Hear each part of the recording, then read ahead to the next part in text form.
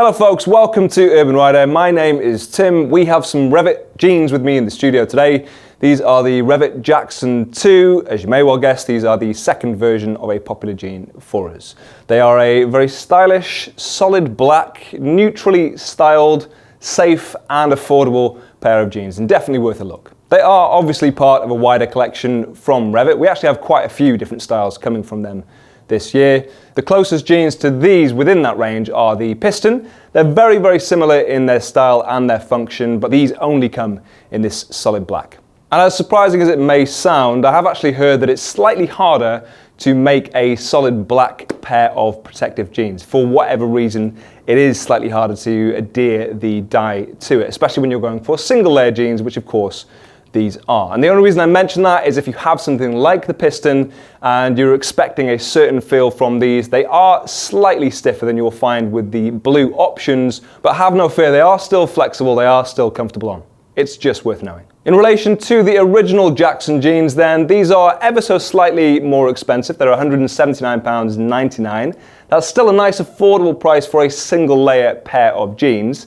And they've also changed the treatment on the denim ever so slightly, and they've changed the armor as well. I'll explain all of those things in a few moments.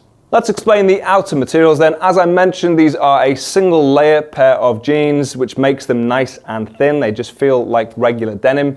You have a mix between denim and cordura on the outer and a trace amount of elastane to make it more flexible. That's roughly the same mix you will have found on the original Jackson jeans. They now use a different treatment on it though to retain its strength slightly better.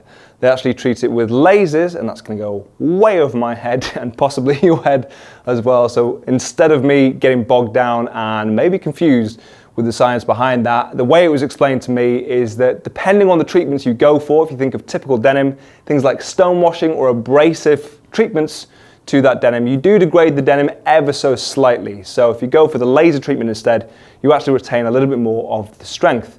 And that's important because although these jeans are rated at CE level A, the same treatment, the same denim is used elsewhere in the range, and other jeans attain a AA certification. The difference being that these don't include hip armor. They have pockets, you can put hip armor in there, effectively making these stronger if you want to, but it's important that you know that they're possibly underselling the durability or the strength of these jeans in actual fact. The other thing you will notice from the outside if you look closely is you have triple stitching on this, giving it a greater tensile strength on the seams. Obviously that makes it nice and tough, and it will give you some reassurance, some confidence. Definitely gives me some looking at them.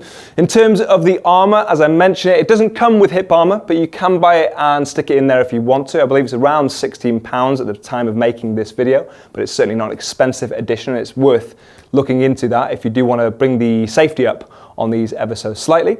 They do include knee armor, and that's the other difference over the older Jackson. It is still C-Smart level 1, but to show you the difference between them, we have their technical names, but the RV36 and the RV30 is in the original. You can check those out. You don't need to know those names at all. The difference that's important to you is that the new version is more molded, so it's pre-curved to fit your knee slightly better. Having tried them on back-to-back, I can say with confidence this is slightly more comfortable, and it definitely sat in a slightly better place in the trouser. It's also good to know that they are adjustable, so you can move these around to get the perfect position for your knee. It is still comfortable on though. It's obviously very slimline, even for level 1 armor, to the point where actually you might not be able to tell, but it's in the right knee and not the left. That's actually where I took it out from, and you can't really see a massive difference between the two. From my own experience, I'm perfectly happy to work all day long with that armor in, which is important because it's not the easiest armor to get out, but obviously if it's slimline, it won't bother you too much whilst you're walking around.